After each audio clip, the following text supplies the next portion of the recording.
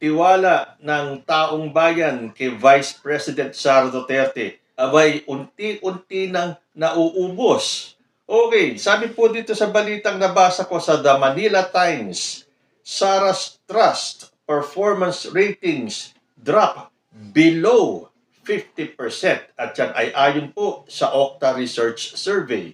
Vice President Sara Duterte's trust and performance ratings dropped below 50% for the first time since her term began in 2022. Ayon po yan sa latest survey na ginawa ng Okta Research. In the fourth quarter, tugon ng masa survey conducted from November 10 to 16, 2024, Duterte's trust rating fell from 59% in the second quarter survey to 49%. Okta said that Duterte's rating was the lowest since December 2023 and reflected a continuing downward trend. Her performance rating also decreased further, with only 48% expressing satisfaction, down 4 percentage points from 52% in the previous quarter, her lowest since December 2023, and also reflected a downward trend. Yan na nga ba ang sinasabi ko? O mga DDS, sasabihin nyo na naman, fake news ito. Ito po ay hindi fake news dahil damang-dama po ng sambayan ng Pilipino. Well, yung pong nakararaming Pilipino na hindi na nagtitiwala kay Sara Duterte. Paano mo nga naman kasi pagkakatiwalaan ang isang leader ng bansa na hindi man lang maipaliwanag kung saan dinala yung pera ng bayan? Hindi po sapat yung sabihin na ito ay confidential funds dahil the people has the right to know kung papaano ginastos ni Sara Duterte at yun lang naman ang hinihintay ng taong bayan, yung kanyang paliwanag. Hindi. Kilala na po kasi natin si Sara Duterte na para sa sarili niya, hindi siya pwedeng magkamali. Na ang akala ni Sara Duterte, lahat ng gawin niya ay tama at hindi niya kailangan magpaliwanag sa taong bayan. Anong klaseng leader ba ito? Meron kang ginawa, may napansin sa ginawa mo, ngayon pinagpapaliwanag ka, deadma ka lang, na hanggang ngayon pinagpipilitan mo na wala kang kasalanan at wala kang ginawa. Wala ka palang ginawa, bakit hindi mo maipaliwanag? Ayan tuloy ang nangyari. Patuloy ang pagbaba ng trust and performance rating ni Sara Duterte. Yung trust talaga pong gumuguho na. Nawawala na ang tiwala ng taong bayan kay Sara Duterte. Performance, ano pa ba nakikita nating performance kay ni Sara Duterte? Puro batikos siya sa ating gobyerno. Puro paglabas ng statement na akala mo siya ang hulog ng langit para isalba ang taong bayan sa pagkakalugmok nito nung panahon ng kanyang amang si former President Rodrigo Duterte. Nagsalita siya ng pagbabanta sa ating presidente, ipinatawag siya ng NBI, hindi siya sumipot. At ang dahilan niya, may kinikilingan kasi ang NBI at napagpasyahan na kagad na dapat siyang kasuhan. O hindi ba tama ang sinabi ko? Hindi siya pwedeng masalin para mag-touch me not. Akala niya lahat pwede niyang gawin nang walang sisita sa kanya. Kung nagagawa nila sa Davao yon, ibahin po natin sa nasyonal. Meron kang obligasyon ipaliwanag sa taong bayan kung saan mo dinala ang pinagpaguran ng taong bayan. Hindi naman kasi talaga po pwede yun na basta-basta na lang.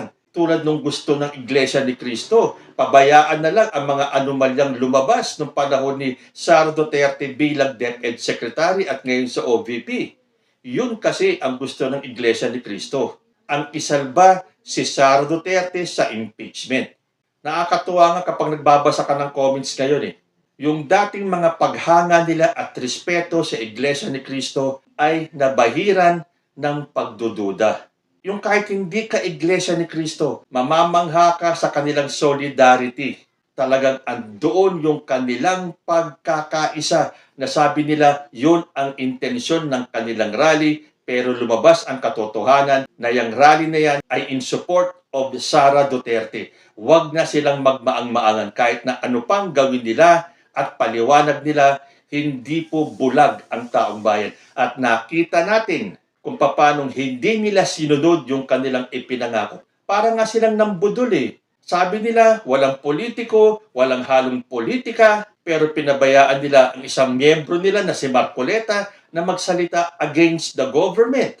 Na kung tutuusin, pwedeng-pwede nilang hindi pagsalitain si Marcoleta. Huwag na lang natin bigyan ng mali siya yung pagdating ng mga senador na mga Duterte, yung mga vloggers nila, yung mga tagapagsalita nila, yung mga tagapagtanggol nila, nandoon sa INC rally. Tapos ang pagbabandera ng Iglesia ni Cristo, wala daw halong politika. And yet, magbasa kayo ng mga comments ng taong bayan. Hindi na sila mabubudol. Hindi na sila kayang utuin ng kahit na sino na sasabihin na ito ay non-partisan, ito ay non-political, and yet kitang-kita po natin na nung nagsalita si Marcoleta na wala yung kahulugan ng peace rally nila. Ay siguro naman after nung rally ng Iglesia ni Cristo ay mapapataas nila at maibabalik ang tiwala ng taong bayan kay Sara Duterte. Hintayin nga natin yun sa mga susunod na survey.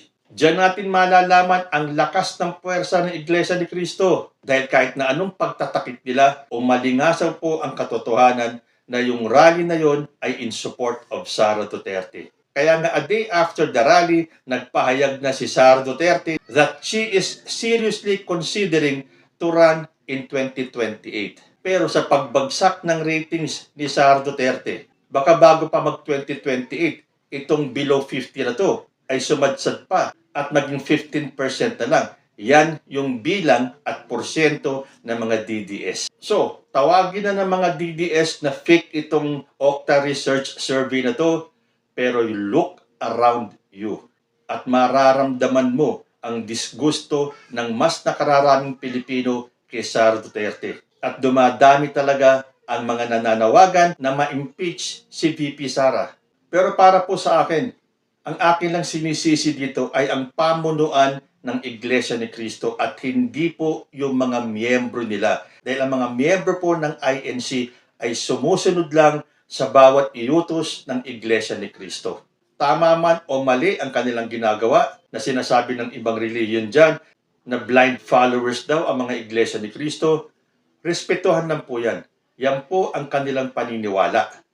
So ako hanggang ngayon, humahanga po ako sa mga miyembro ng Iglesia ni Cristo dahil solid ang kanilang paniniwala. Ang akin lang pong ipinupunto rito ay yung sinabi ng mga leaders ng Iglesia ni Cristo. At meron din po ako mga nabasa na may mga miyembro din ng INC na nandoon sa rally ang nadismaya dahil ang alam nila, peace rally, pagkakaisa, kapayapaan, at narinig nila sa mga miyembro nila na walang politika, walang mga politiko, walang aakyat ng stage para magmura or magsalita ng anything against kung sino man.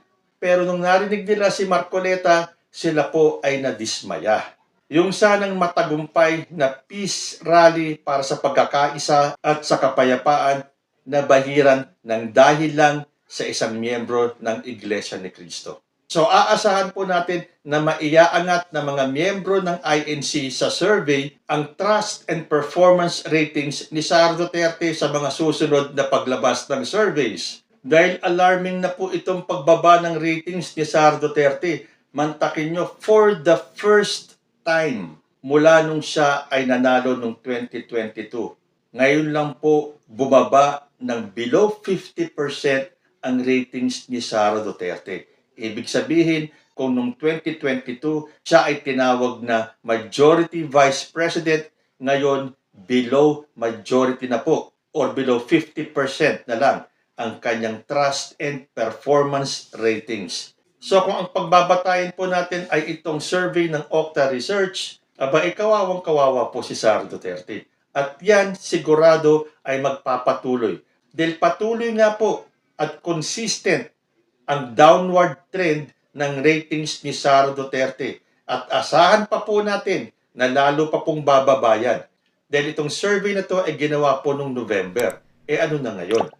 So asahan po natin yung mga darating pang ratings unless magkaroon ng milagro at biglang tumaas at bumalik sa dating above 50% ang trust and performance ratings ni Sara Duterte. Ito na kaya ang hudyat ng pagbagsak ni Vice President Sara Duterte?